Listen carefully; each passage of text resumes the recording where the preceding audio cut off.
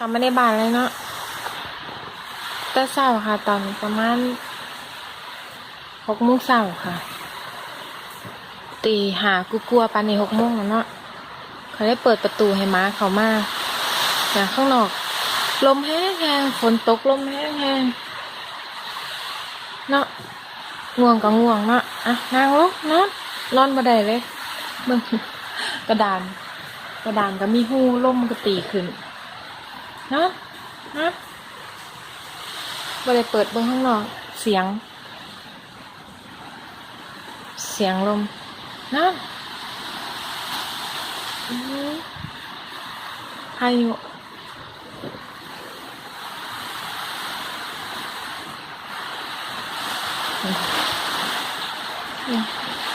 ฝน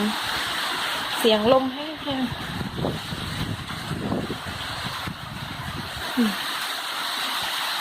เสียงลมครัวใครก็เปิด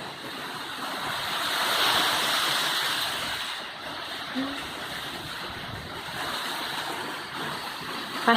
หมากับย่างตามให้ยังย่างตามยัง